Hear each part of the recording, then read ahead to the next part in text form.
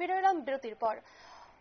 প্রতিনিয়ত অনেকেই ভুল পথ বেছে নেয়, অনেকেই আত্মহত্যার পথ বেছে নেয় এবং সেই মানুষকে আত্মহত্যার প্রতিরোধ থেকে কিভাবে বাঁচানো যায় সেই উপলক্ষে কিন্তু ইন্ডিয়ান সাইকিয়াট্রিক সোসাইটি ত্রিপুরা রাজ্য শাখার উদ্যোগে বিশ্ব আত্মহত্যা প্রতিরোধ দিবস উপলক্ষে এদিন শহরে সচেতনতামূলক একটি র্যালির আয়োজন করা হয়, যার শুভ সূচনা করেন সমাজ কল্যাণ সমাজ শিক্ষা দপ্তরের মন্ত্রী টিঙ্কু রায়। এছাড়া উপস্থিত ছিলেন গভর্নমেন্ট মেডিকেল কলেজের principal doctor Anup Kumar Saha, GB হাসপাতালের medical superintendent doctor Shankar Chakraborty সহ অন্যান্যরা।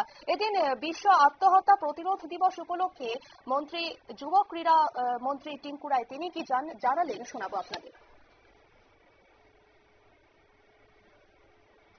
বিশ্ব আত্মহত্যা প্রতিরোধ দিবস, আর এটাকে আয়োজন করেছে আমাদের সাইকিয়াট্রিক সোসাইটি ত্রিপুরা শাখার থেকে। এবং আমরা আজকে একটাই মেসেজ দেবো যে আমরা মা বাবা যারা আছে, গার্জিয়ান অভিভাবক যারা আছে, আমাদেরও ভাবতে হবে এই যে সুইসাইড কি করে কম করা যায়। কারণ আমরা যেভাবে ছেলে মেয়েদেরকে প্রেসারাইজ করি, অর্থাৎ চাপিয়ে দেওয়ার চেষ্টা করি যে এটা করতে হবে, এখান থেকে বেরিয়ে আসতে হবে, তাদেরকে তাদের মতো করে বাঁচার সুযোগ দিতে হবে।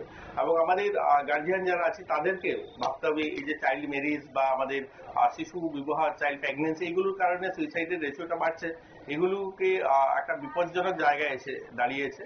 এবং আজকের র্যালির মাধ্যমে আমরা অভিভাবকদেরকে সচেতন করতে চাই যে আপনারা যেন এগুলো না করেন, এবং যদি কোথায় মনে হয় যে কোথায় আমাদের ছেলে মেয়ে ডিপ্রেশনের দিকে যাচ্ছে, তাহলে আমাদের সাইকিয়াট্রিস্ট যারা সোসাইটিতে যারা কাজ করেন, আমাদের হসপিটালগুলো আছে, সেখানে গিয়ে যোগাযোগ করেন, সেখানে গিয়ে তাদের পরামর্শ নেওয়া এবং তাদেরকে চিকিৎসার সঙ্গে যুক্ত করা।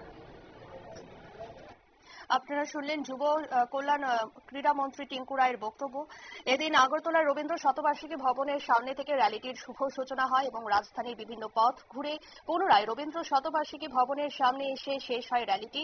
বিভিন্ন সংস্থা ও বিভিন্ন স্কুল কলেজের ছাত্রছাত্রীরা এই র্যালিটিতে অংশগ্রহণ করেন এবং মূল উদ্দেশ্য মানুষকে আত্মহত্যা প্রতিরোধ থেকে কিভাবে বাঁচানো যায় সেই লক্ষ্য রেখে কিন্তু এই র্যালি। নিয়ে নিচ্ছে ছোট্ট একটি বিজ্ঞাপন বিরতির, সঙ্গে থাকুন।